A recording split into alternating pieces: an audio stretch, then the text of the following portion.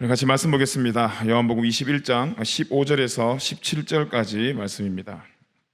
요한복음 21장 15절에서 17절까지 말씀입니다.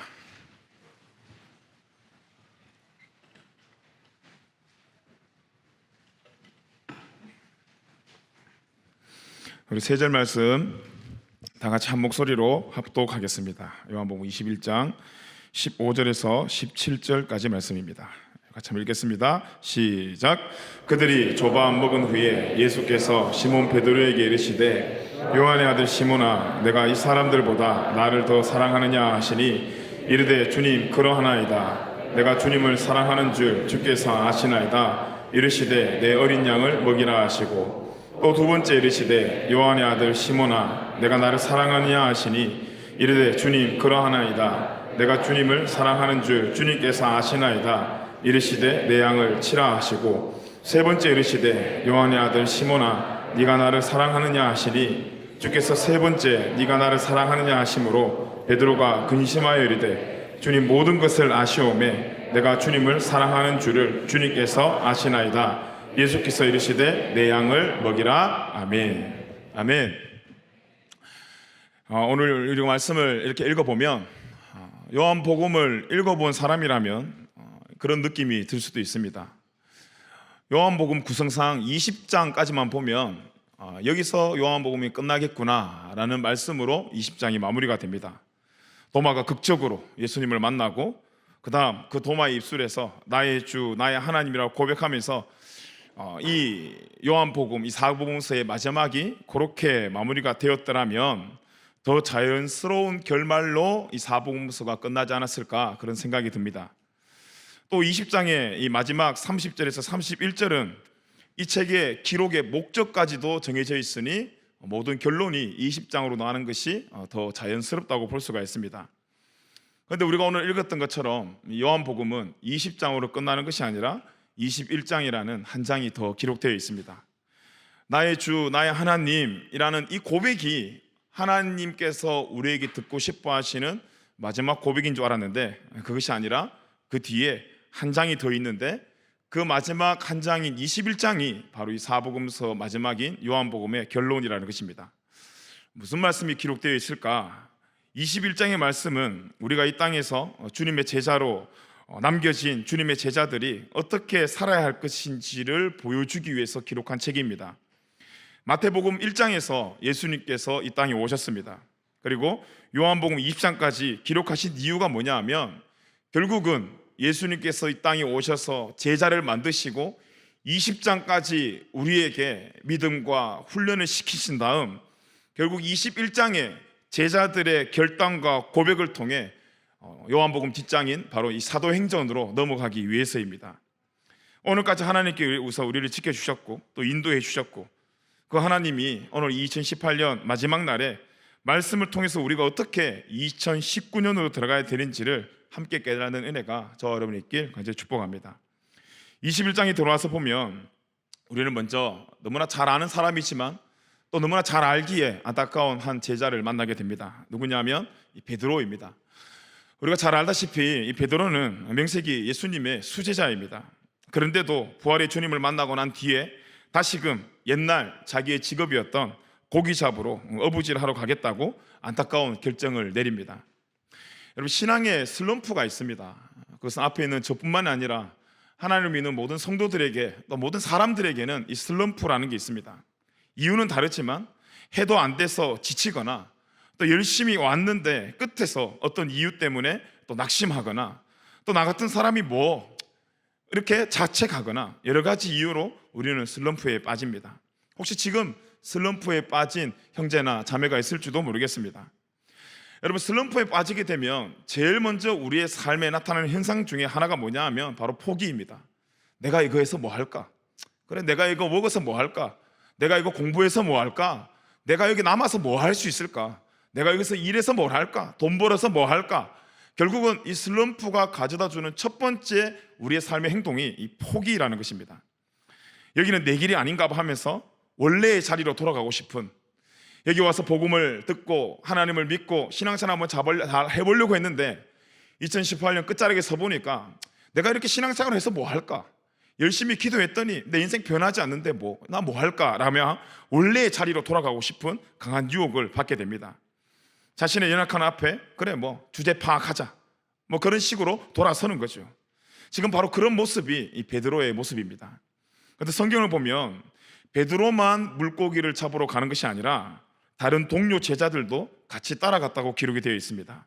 오늘 요한복음 21장 시작에 2절에서 3절 말씀 보면 시몬 베드로와 디두모라 하는 도마와 갈릴리 가나 사람 나다나엘과 세베대의 아들들과 또 다른 제자 둘이 함께 있더니 시몬 베드로가 나는 물고기 잡으러 가노라 하니 그들이 우리도 함께 가겠다고 하고 나가서 배에 올랐으나 그날 밤에 아무것도 잡지 못하였더니, 여기 보니까 베드로를 포함하여서 7명의 제자들이 고기를 잡으러 돌아갔습니다.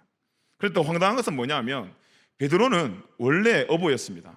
그래서 자기의 옛 직업인 어부, 고기 잡으러 떠난 것에 대해서 별 이상한 생각이 들지 않지만 여기 등장하는 7명 모두가 원래 어부가 아니라는 것입니다.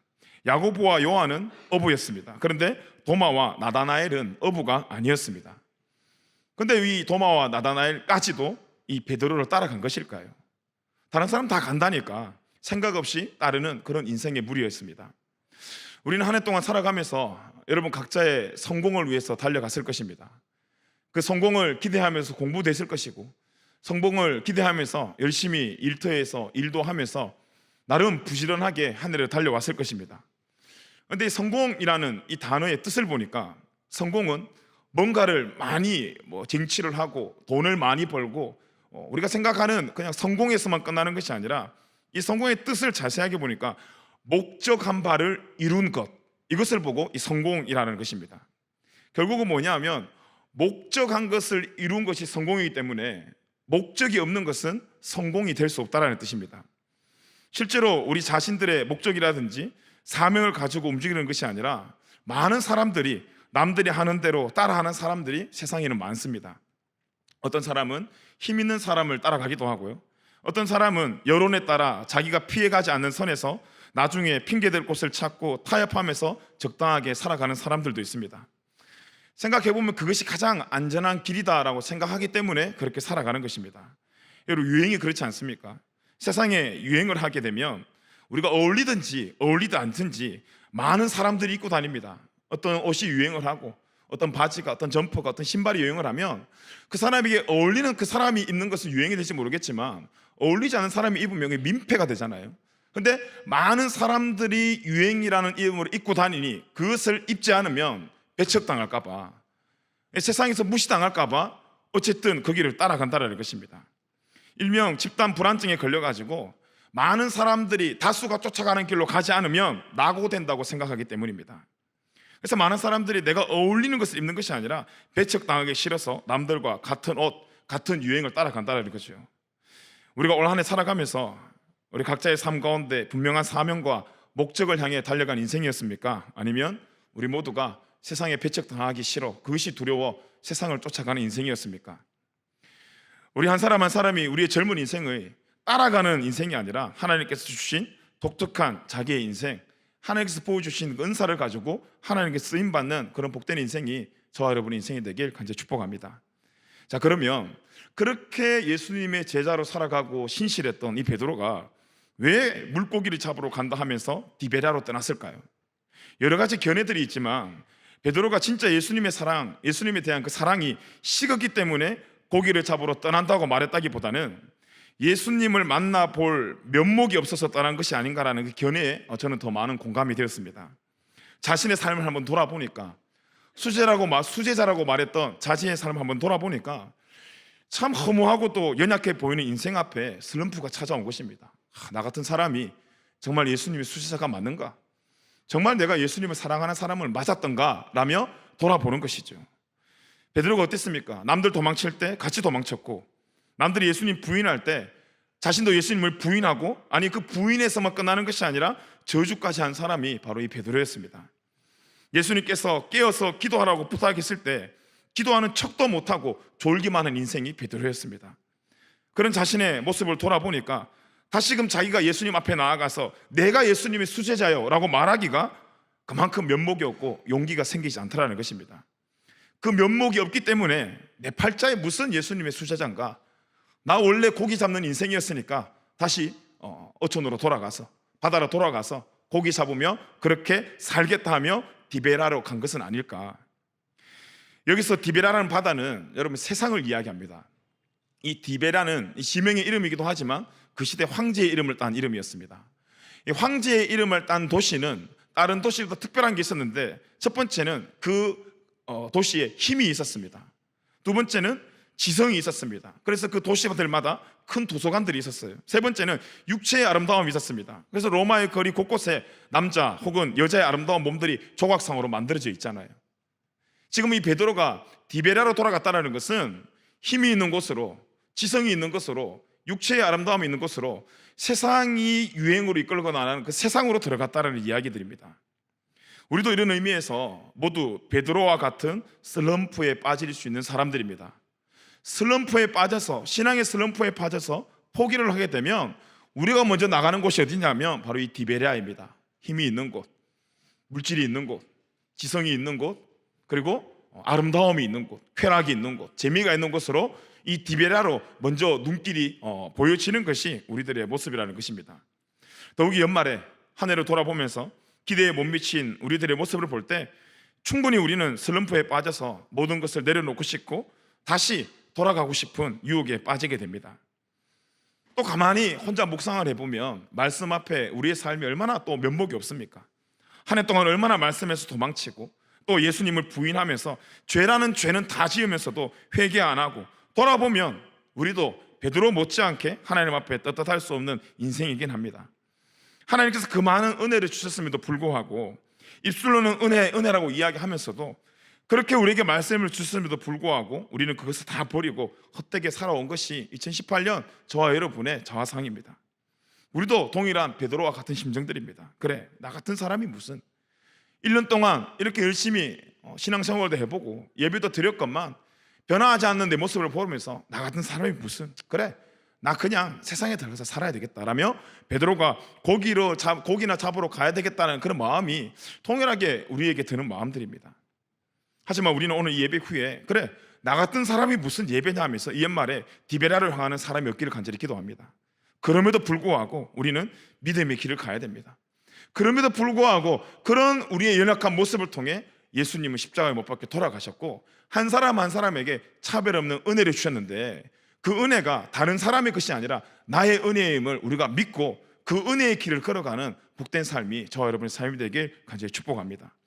그렇게 슬럼프에 빠진 베드로가 자신이 그렇게 자신만만했던 자기의 옛 직업 어부를 선택하고 고기를 잡으러 돌아갔는데, 고기를 잡으러 돌아간 베드로가 어땠습니까? 고기를 많이 잡았습니까? 21장 3절 말씀에 보니까 그날 밤에 아무것도 잡지 못하였더니, 고기잡이도 잘 되지 않았습니다. 자기의 슬럼프를 디베라라는 그 세상의 재미와 쾌락과 힘과 지성과 아름다움이 판치고 있는 세상에서 자기의 슬럼프를 해결하고자 그물을 던졌지만 결국 그 그물에 빈 그물이 올라왔다라는 것입니다. 잘못된 길은 결국 잘못된 결과를 낳게 된다라는 것입니다. 베드로는 예수님께 어떻게 부르심을 받았습니까? 고기 낚는 어부가 아니라 사람 낚는 어부로 예수님께 부르심을 받았습니다. 그래서 그 베드로의 인생의 그물을 통해서 사람 낚는 데 썼어야 됐는데, 그 사람 낚는 사명에 슬럼프가 빠져져 버리고 다시 바닷가로 돌아가 물고기를 잡는 그물로 던졌으니 그 인생이 잘 풀릴 리가 없다라는 것입니다. 그만큼 던지면 던질수록 빈 그물이 올려오고, 빈 그물이 올려오면 올려올수록 베드로 삶 가운데 이 무한함이 찾아왔다라는 것이죠. 주님을 떠나서 밤새 고기를 잡았는데 이 수고가 헛되었다고 성경이 말하고 있습니다. 요한복음 15장 5절 말씀에 보면 이런 말씀이 있습니다. 우리 같이 한번 읽어보겠습니다. 시작. 나는 포도나무요 너희는 가지라. 그가 내 안에 내가 그 안에 거하면 사람이 열매를 많이 맺나니 나를 떠나서는 너희가 아무것도 할 수 없음이라. 아멘. 지금 베드로가 고기를 잡지 못한 이유가 감을 잃어서가 아닙니다. 그물을 던지는 방법을 까먹었어도 아닙니다. 오늘 요한복음의 말씀처럼 나를 떠나서는 너희가 아무것도 할 수 없느니라. 베드로가 지금 예수님을 떠났기 때문에 예수님을 떠난 베드로의 마음속에 그 어떤 것도 채워줄 수 없다라는 것입니다. 우리가 지난주까지 빌립보서를 함께 나누면서 성도의 기쁨은 만들어내는 것이 아니라 이미 하나님께서 우리에게 주신 기쁨을 누리는 거. 그래서 바울이 주 안에서 기뻐하라, 다시 말하노니 주 안에서 기뻐하라는 것은 주님을 빼고 우리 성도의 삶 가운데 기쁨을 만들어낼 수도 또 찾을 수도 없다라는 것입니다. 지금 무슨 말이냐 하면 베드로가 고기를 잡기 위해서 던지는 이 빈 그물이 베드로의 마음이라는 것입니다. 예수 그리스도가 없는 베드로의 마음이라는 겁니다. 그물이 촘촘해야 되거든요. 그리스도의 말씀으로 사랑으로 촘촘해야 작은 물고기까지 건져 올릴 수 있는데, 지금 베드로에게 그물은 있지만 그리스도가 없는 다 떨어진 그물, 그래서 던져지지만 결국 건져 올리는 그물 속에 빈 그물이라는 것입니다. 그 마음이 지금 힘이 들고 괴롭고 가책이 얼마나 많을까요? 근데 그 빈 마음을 누가 채우는가 하면 바로 예수님이 마지막 베드로에게 찾아오셔서 그 빈 그물을 채워주십니다. 21장 5절에서 6절 말씀인데 우리 같이 한번 읽어볼까요? 시작. 예수께서 이르시되 얘들아 너희에게 고기가 있느냐 대답하되 없나이다. 이르시되 그물을 배 오른편에 던지라 그리하면 잡으리라 하시니 이에 던졌더니 물고기가 많아 그물을 들 수 없더라. 아멘. 그런데 이 예수님께서 얘들아 너희에게 고기가 있느냐라고 질문할 때까지 제자들이 예수님인 줄을 몰랐습니다. 21장 4절에 보니까 날이 새어갈 때에 예수께서 바닷가에 섰으나 제자들이 예수인 줄을 알지 못하는지라. 몰랐어요. 그 베드로가 앞에 누가 나타나서 그물을 오른쪽에 던지라고 했고 또 누군지는 모르지만 베드로는 그곳으로 그물을 던졌습니다. 그런데 던졌던 그쪽에서 어떤 일이 일어나냐면 그물을 들 수 없을 정도의 물고기가 있었던 거죠. 여러분 밤새 그물을 던졌어요. 빈 그물이었어요. 그물에 고기가 채워지지 않았습니다. 그런데 어떤 한 사람이 나타났습니다. 그리고 난 뒤에 오른편에 그물을 던지라고 합니다. 그래서 던졌더니 자포자기하는 마음으로 뭐 던지지 않았겠습니까? 내가 어부인데 밤새도록 낚시해서도 안 됐는데 그래 네가 던지라 한번 던져보자 하면서 오른쪽에 그물을 던졌더니 물고기가 많아서 그물을 들 수 없을 만큼 그 안에 가득 채워졌다는 것입니다. 여러분 이 말씀을 통해서 우리에게 주시는 단 하나의 메시지가 뭘까요? 어부의 경험보다 정확한 것이 말씀이라는 것입니다. 우리의 경험보다 정확한 것이 말씀이라는 것입니다. 우리가 아무리 대학을 졸업하고 대학원을 졸업하며 박사의 학위를 가지고 있어도 수많은 자격증이 있고 수많은 경험이 있어도 결국 가장 정확한 것은 우리의 경험이 아니라 말씀이라는 것입니다. 여러분 그 순간 베드로 머릿속에 무엇이 지나갔을까요? 베드로가 예수님을 어떻게 처음 만났습니까? 그물 지나던 베드로에게 예수님 찾아오셔서 깊은 곳에 가서 그물을 던져라. 그리고 그 그물 속에 물고기가 처음 받은 그 사건을 통해서 베드로가 예수님을 만나지 않았습니까? 처음에 예수님을 만났던 그 장면이 무거워서 끌어당기지 못하는 그 그물을 끌어올리면서 베드로 마음속에 생각나지 않았을까요? 그러면서 자신의 못난 모습을 더 자책하면서 내가 원래 이런 사람이었다가 예수님을 만나서 사람 낚는 어부가 돼야 되는데 복음을 전하는 어부가 돼야 되는데 왜 내가 또 이 복음을 버리고 여기 와서 이 짓을 하고 있을까 하면서 눈물을 먹으면서 여러분 그물을 올리지 않았을까요? 티는 내지 않았지만 그 그물 조금씩 올리면서 나 왜 이렇게 살고 있지? 내가 있을 곳이 여기가 아닌지 아는가? 마음 아파하면서 그물 올리고 있지 않았을까요? 근데 그때 요한이라는 한 사람이 굉장히 반가운 소리로 베드로에게 소리를 칩니다. 주님이시다. 요한이 그 모르는 사람의 형상을 바라보다 그 사람이 예수님을 발견하고 주님이시다 라고 소리를 쳤습니다. 그 소리친 것을 베드로가 들었습니다. 그리고 그 베드로가 그 소리를 듣고 바다로 뛰어들었습니다. 여러분 이것이 말씀이라서 쉽게 생각할 것이 아니라 바다는 물은 여러분 아무리 어부라도 깊은 바다에 뛰어드는 것은 결코 쉬운 일이 아닙니다.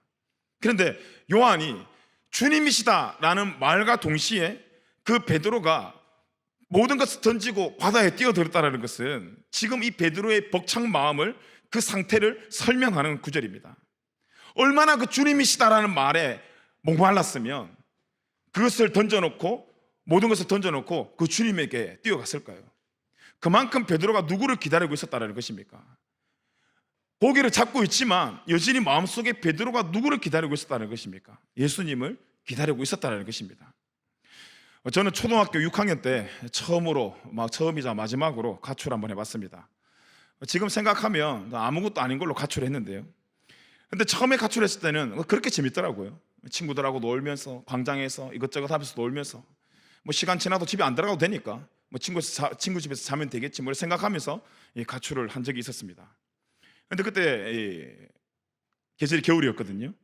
근데 시간이 지나고 저녁이 오면 추워지지 않습니까? 분명히 다 가출했다고 그랬는데 해가 지니까 한 사람씩 집으로 돌아가더라고요. 좋은 차 남게 됐어요. 지금처럼 휴대폰이 있었으면 이렇게 전화도 하든지 카톡이라도 하든지 아니면 카톡 프로필에다가 나 어디 있다고 적어 놓으면서 엄마가 그걸 보게 하든지 어떤 방법을 쓸 텐데 그때는 아무것도 없어서 광장에 이렇게 덩그러니 있다가 너무 추워서 그래도 엄마가 나를 찾아 우리 집 동네를 이렇게 배회하지 않을까 싶어서 우리 동네를 이렇게 걸어 다니고 있었어요. 걸어 다니고 있는데 걸어 다닐 때 그 저녁 시간이니까 각 집에서 흘러나오는 가족들의 대화 소리, 웃음소리 이게 들리지 않습니까?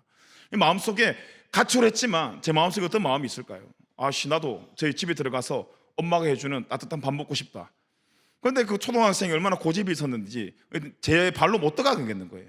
제 발로 들어가면 이제 엄마한테 복종하면서 평생을 살아가야 될 것을 생각하니까 쉽게 발걸음이 옮겨지질 않아요. 그래서 그 집을 이렇게 방황하고 있는데 갑자기 뒤에서 누가 준현아 라고 이렇게 부르는 거예요. 그래서 딱 돌아보니까 엄마예요. 엄마가 준현아 라고 부르는데 제가 그래서 할 수 있는 가장 지혜로운 행동이 뭘까요? 엄마가 부르네? 도망가는 걸까요? 아니에요. 준현아, 누가 불렀어요? 엄마가 불렀잖아요. 제가 엄마한테 뛰어가서 안길 수 있는 기회예요. 제가 찾아간 거 아니에요. 엄마 나 가출해서 무서워서 집에 왔어 이 말 한 거 아니라 엄마가 불러서 간 거예요. 그래서 뒤에 저도 할 말이 있는 거예요. 준현아는 그 소리가 엄마라고 부르면서 제가 엄마한테 뛰어갈 수 있는 기회가 생긴 거예요. 그리고 엄마한테 뛰어가서 안겨서 우는 거죠.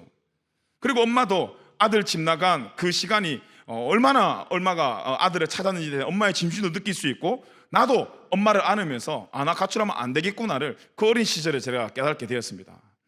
그리고 난 뒤에 그날 저녁이 어때요? 평소에 반찬 3개면 가출하고 들어오는 그날은 반찬이 엄청나게 많더라고요. 그리고 또 먹으면서 한 번씩 반찬에 주어들면 나가볼까 싶기도 했지만 그 이후로는 한 번도 가출을 한 적이 없습니다. 여러분, 베드로가 지금 이 요한이 주님이시다라는 말을 들었는 것은 베드로 마음속에 그만큼 주님에 대한 갈망이 있었던 거예요.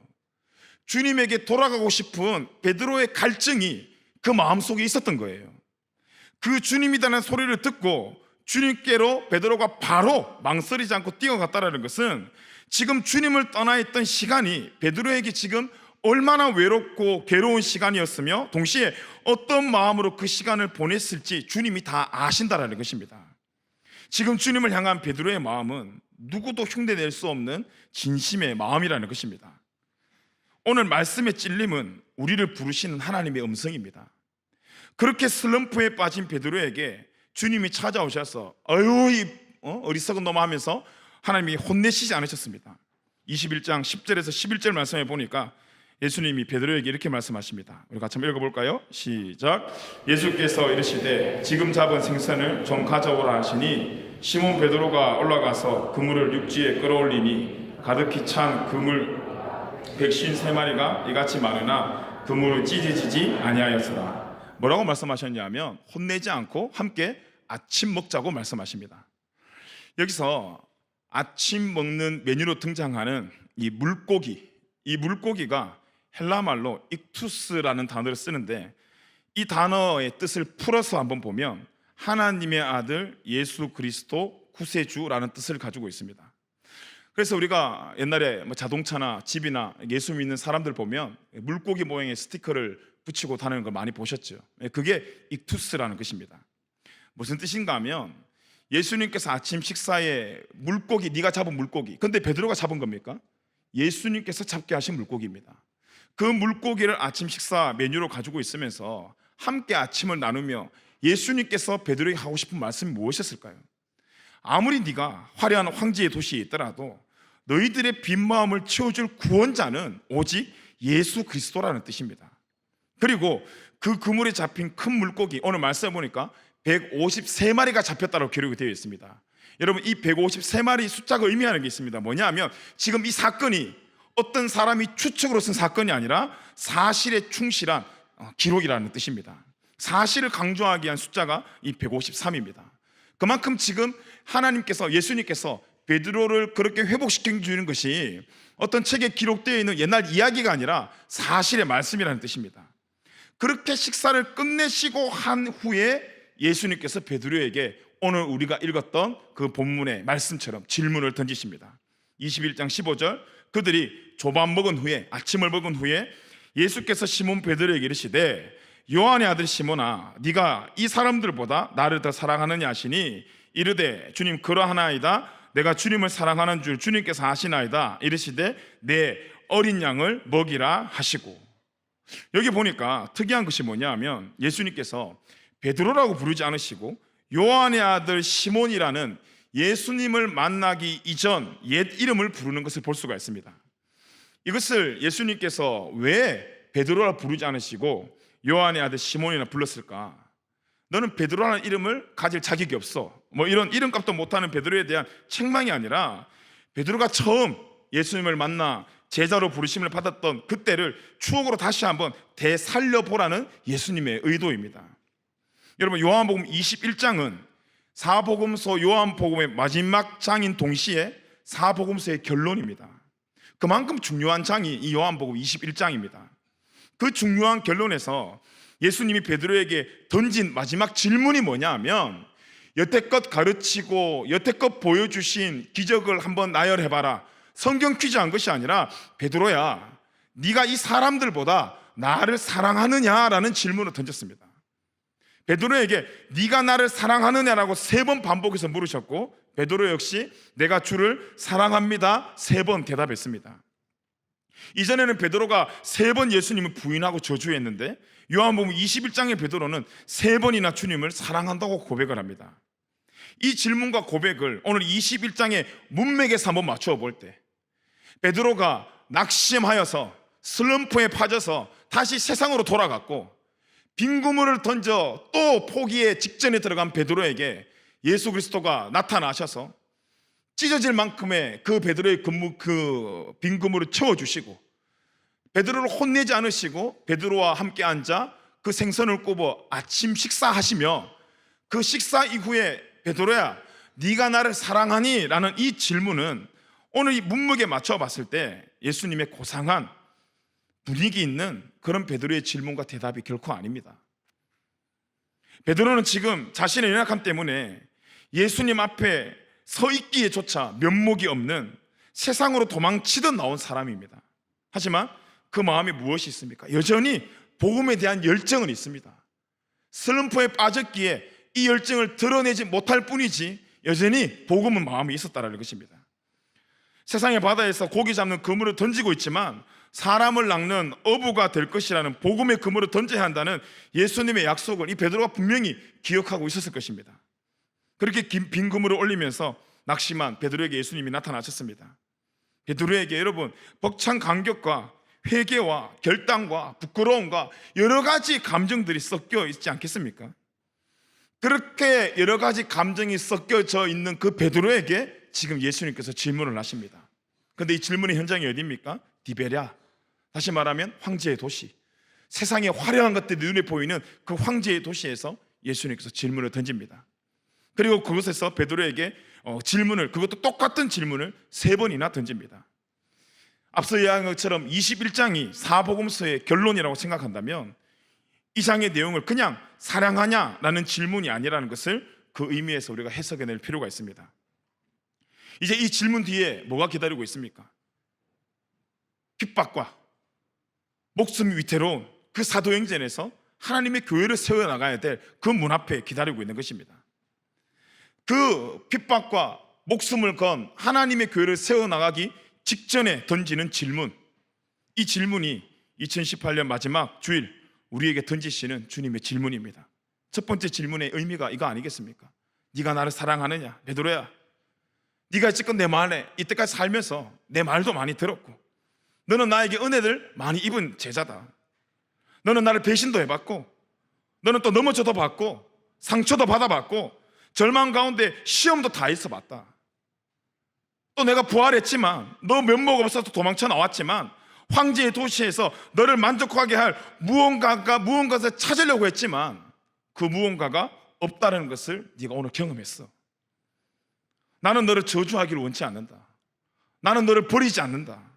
이런 어려움을 통해서 네가 성장하기를 원하고 나를 향한 사랑이 더 깊어지기를 원한다.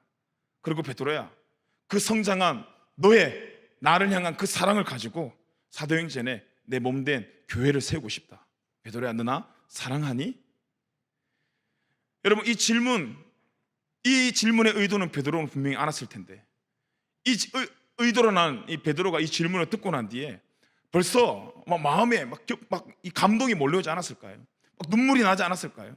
버림받아 마땅한 부족한 자신에게 또다시 예수님께서 기회를 주시는 그 첫 번째 질문, 네가 나를 사랑하느냐? 그 질문에 베드로가 뭐라고 대답합니까? 예, 예수님, 내가 주님을 사랑합니다. 바로 두 번째 예수님의 똑같은 질문이 이어집니다. 네가 나를 사랑하느냐는 그 질문에 네가 날 배반할 때랑 세상의 가치는 별반 차이가 없다. 아니, 네가 날 배반할 때보다 이 세상은 더 발전되어 있다. 더 화려한 것이 네 눈앞에 있고 더 편리한 것이 네 눈을 지배하고 있는 이 세상에 이제 밖에 나가면 세상의 논리가 판을 치고 돈이면 다 되고 성공의 목숨을 걸며 너를 유혹할 텐데, 너를 그렇게 나의 사랑과 떨어뜨리기 위해서 너를 그렇게 유혹할 텐데, 이 욕심의 바다 속에서 네가 그것을 바라보지 않고 나를 바라볼 수 있겠느냐? 오직 진리의 말씀을 쫓아 살아가며 나를 사랑할 수 있겠느냐라는 질문입니다. 여러분, 뭔가 결단이 있어야 대답하지 않겠습니까? 그때 베드로의 대답이 네, 주님, 내가 주님을 사랑합니다 했습니다. 마지막 질문은 똑같은 질문으로 던집니다. 네가 나를 사랑하느냐? 이 질문에 담겨진 의미가 이렇습니다. 베드로야, 너 이제 세상을 향해 사도행전에 나의 몸된 교회를, 이 세상에 복음을 들고 나가야 된다. 복음을 전하다 보면 네가 죽을 수도 있고 많은 어려움이 너를 기다리고 있을 텐데, 그럼에도 불구하고 그 어려운 상황 속에 나를 배반하지 않고 나를 사랑할 수 있느냐? 이 마지막 질문에 베드로가 자신의 지나간 허물을 돌아보면서 두 주먹을 치고 확고히 대답하지 않겠습니까? 이전에는 내가 주님을 배반하는 삶이었지만, 이전에는 내가 주님을 저주하는 삶이었지만, 하나님, 내가 앞으로는 사도행전에서 주님의 교회를 세우며 주님을 배반하는 삶이 아니라 하나님의 정직한 교회를 세워나가는 주님의 제자가 되겠습니다 라는 결단의 마음을 가지고 예, 주님, 내가 주님을 사랑합니다 라고 대답하지 않았을까요? 오늘 예수님이 우리에게 확인하고 싶은 것이 2018년 너 뭐 했냐? 2019년 너 어떻게 살 것이냐? 너 어떤 사역할 건데? 어떤 봉사할 건데? 그래서 너는 어떤 성공을 이루면서 살아갈 건데에 대한 예수님의 궁금함이 우리에게 있는 것이 아니라 네가 나를 사랑하느냐?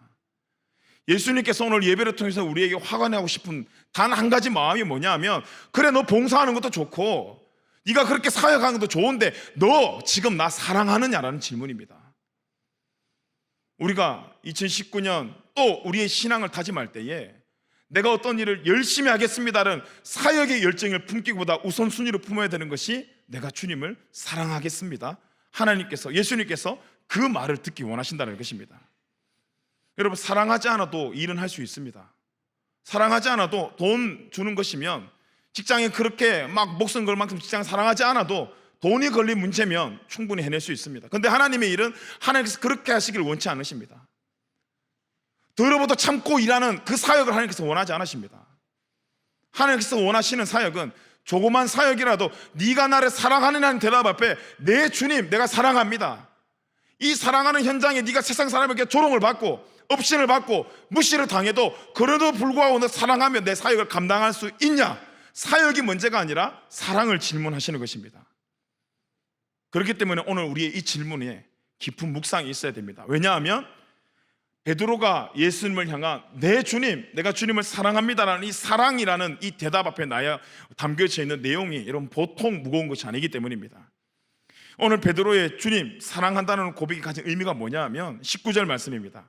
우리 같이 한번 읽어보겠습니다.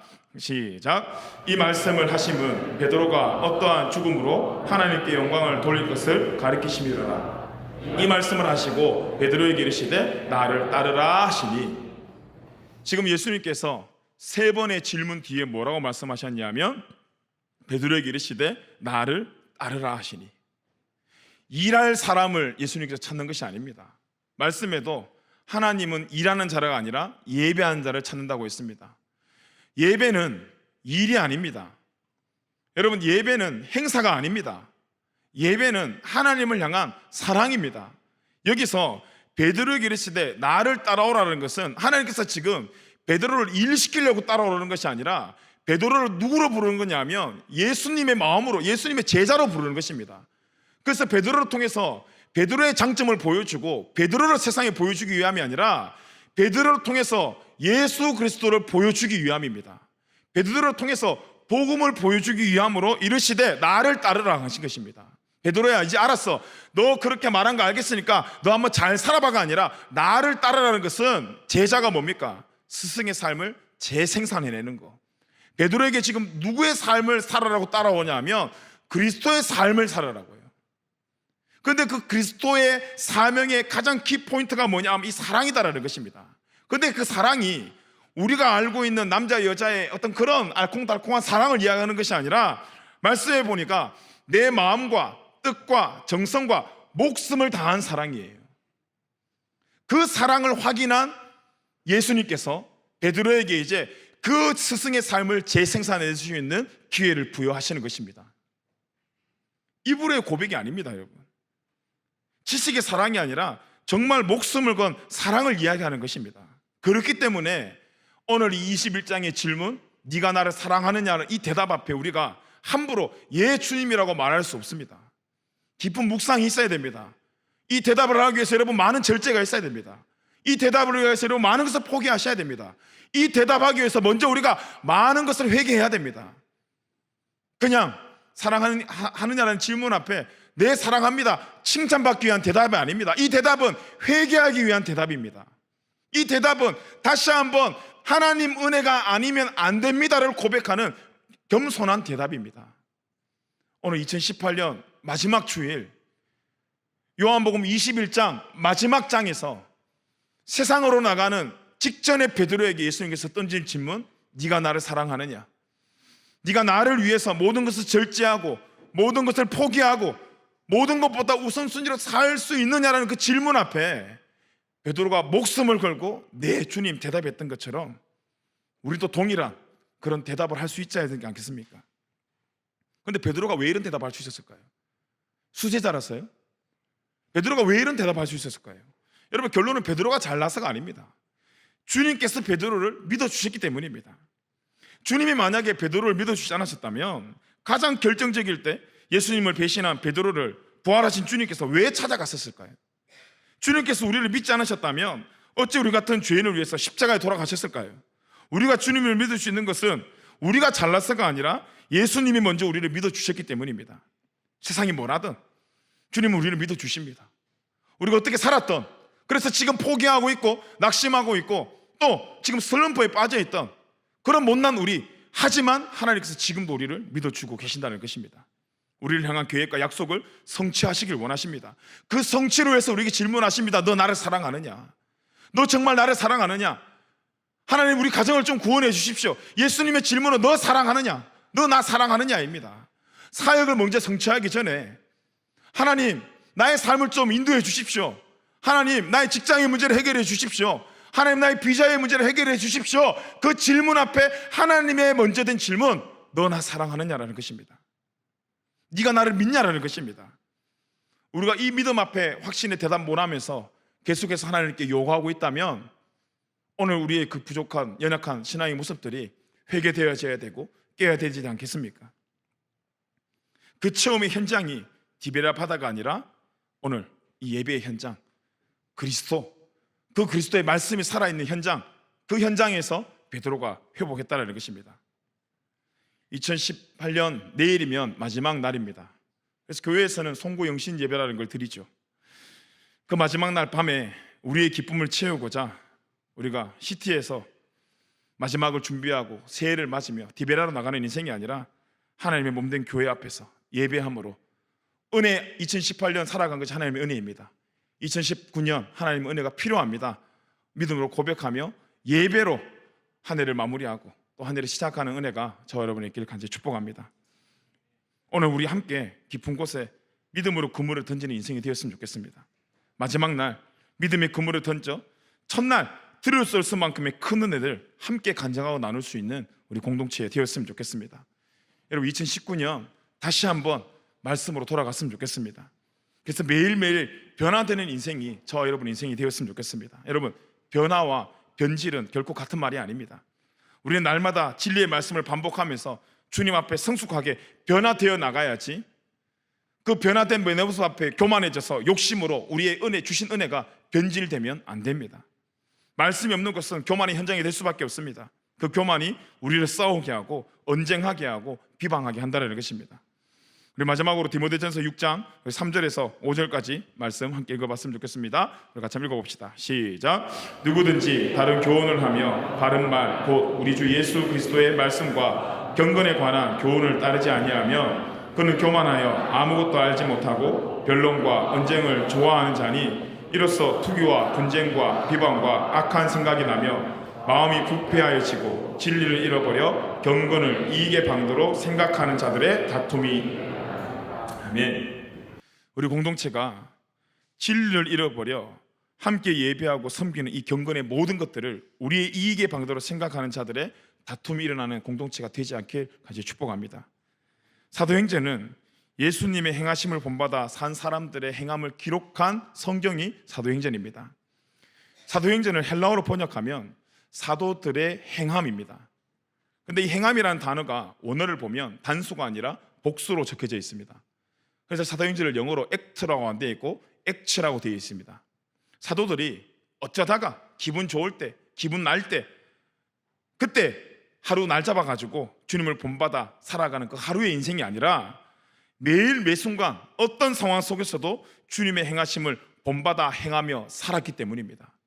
그들의 결단과 그들의 사명의 삶이 하루의 단수의 삶이 아니었고 매일매일의 삶, 복수의 삶이었기 때문에 사도행전을 사도들의 행함이 아니라 사도들의 행함들이라 하며 복수로 표현하는 것입니다.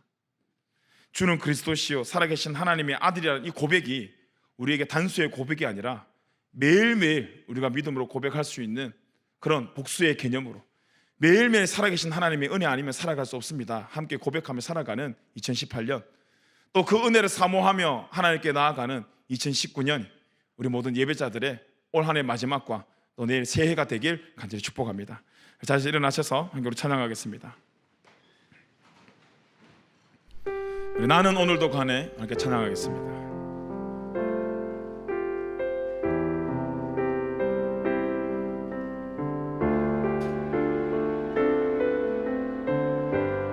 우리 가사를 한번 잘 묵상하면서 우리가 오늘도 걸어가야 될 곳이 어딘지, 이 연말에 우리가 걸어가야 될 곳이 어딘지, 우리의 마음에 둘 곳이 어딘지, 지금 혹시 슬럼프에 빠져 연약해 슬픔에 빠진 인생들이 있다면 내 마음을 지금 어디로 가야 되는지 우리가 찬양하며 또 말씀을 기억하며 함께 우리 결단하며 기도하는 마음으로 찬양했으면 좋겠습니다.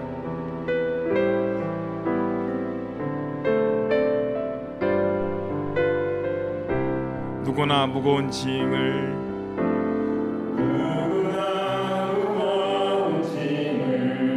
지어가는 길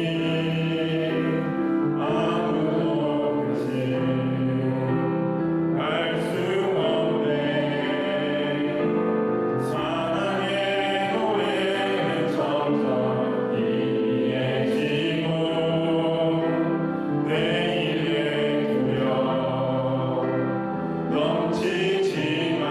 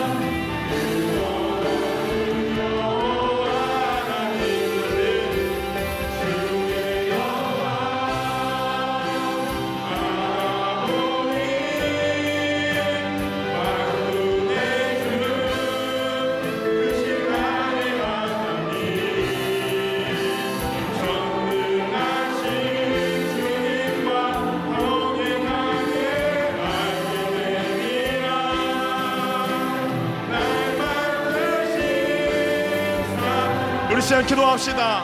오늘 이 시간 혹시 베드로와처럼 낙심한 인생들이 있다면, 슬럼프에 빠진 인생들이 있다면, 오늘 우리가 기비라는 세상의 길을 선택하는 것이 아니라 우리의 치료자 대신, 우리의 구원자 대신, 우리의 생명 대신 예수 그리스도의 길을 선택하는 은혜가 우리에게 간절히 축복합니다.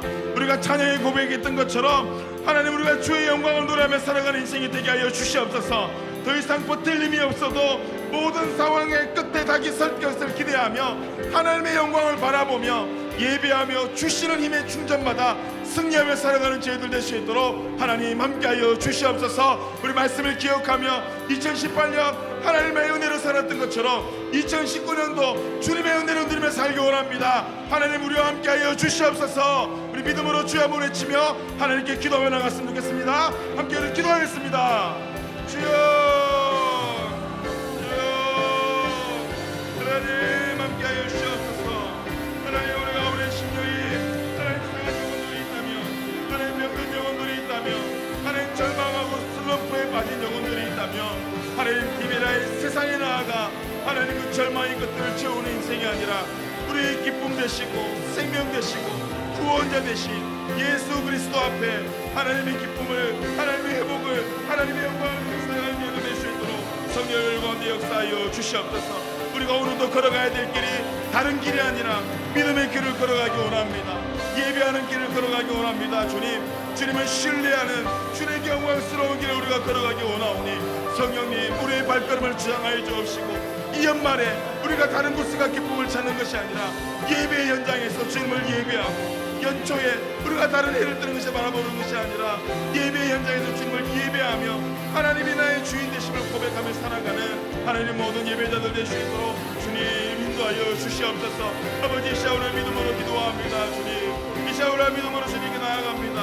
하나님, 저와 이 끝자리에 있어 우리들 요한복음의 마지막 끝 질문, 너와 나를 사랑하는 난 질문 앞에 하나님, 우리가 믿음으로 대답하며 하나님 제자라는 삶을 살아가는 것을 하나님 결단하며 살아가는 자들 될 수 있도록 주님 인도하여 주시옵소서. 주님 인도하여 주시옵소서. 주님 인도하여 주시옵소서. 주님, 우리와 함께 해주시고 주님 역사하여 주시옵소서. 하나님, 우리 그나의 원함을 하나님 원함이 오늘 우리 삶 가운데 주님 역사하시고 하나님의 영광 나타내는 자들 될 수 있도록 주님 인도하여 주시옵소서. 주님 인도하여 주시옵소서.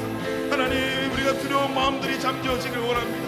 하나님, 우리 마음속에 하나님을 살아가기 위해 방해하는 모든 두려운 마음들이 아버지 하나님 예수 그리스도의 이름으로 물러가게 하시고 기대와 소망을 품고 살아가는 하나님의 모든 예배자들 될 수 있도록 성령님 우리 가운데 함께하여 주시옵소서. 성령님 우리 가운데 함께하여 주시옵소서. 함께하여 주시옵소서. 하나님, 우리 나의 경망하옵소서. 주님, 하나님, 우리 나의 도움, 하나님, 우리 가운데 역사하시고 함께하여 주님 역사하여 주시옵소서. 주여 역사하여 주시옵소서. 하나님, 은혜를 베풀어 주시옵소서.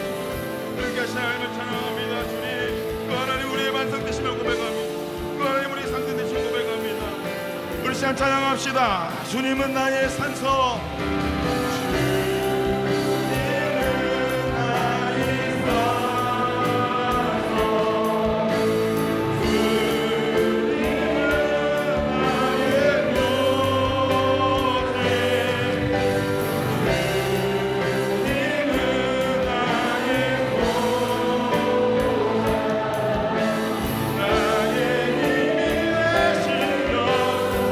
내 마음이 힘이 겨워 지칠지라도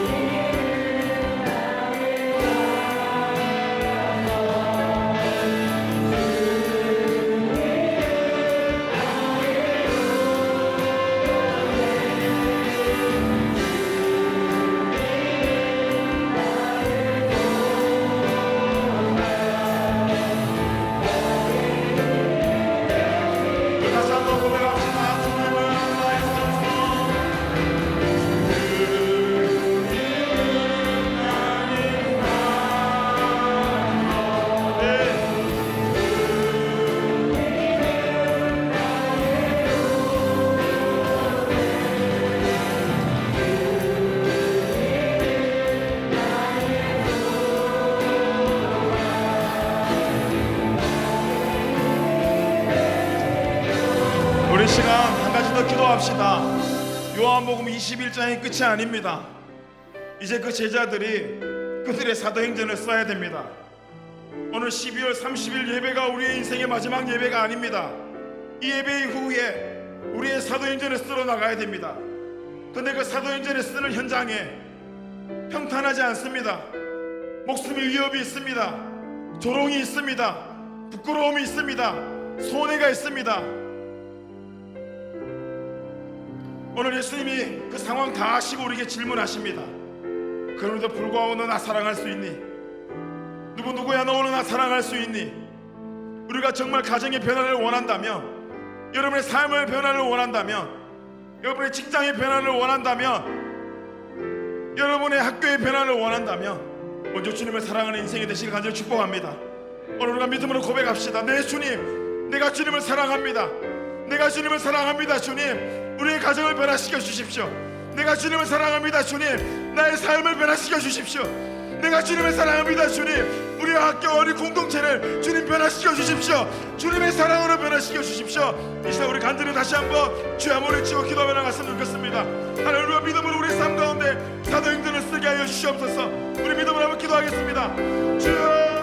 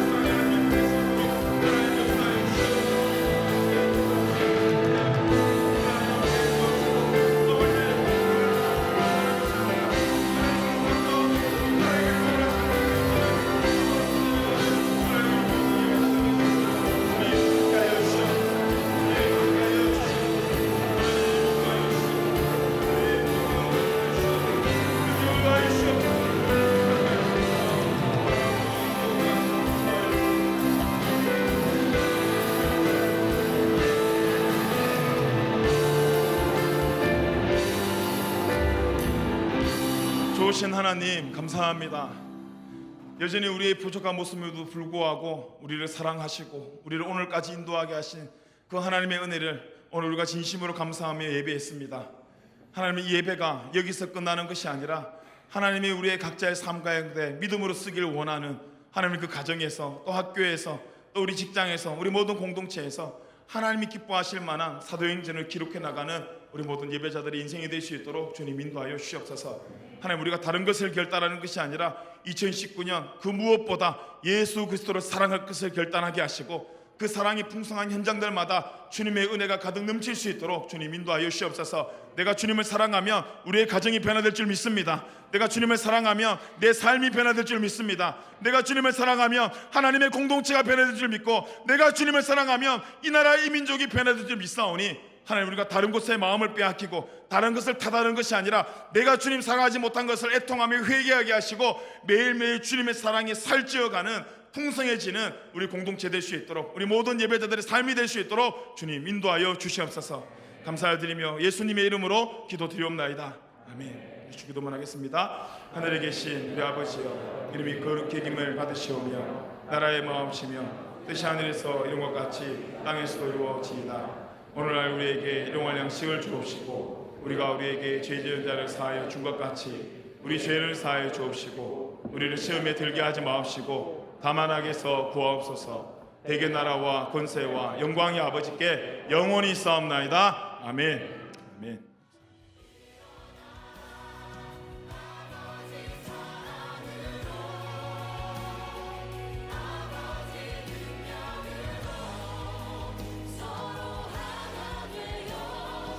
(2019년) 교회야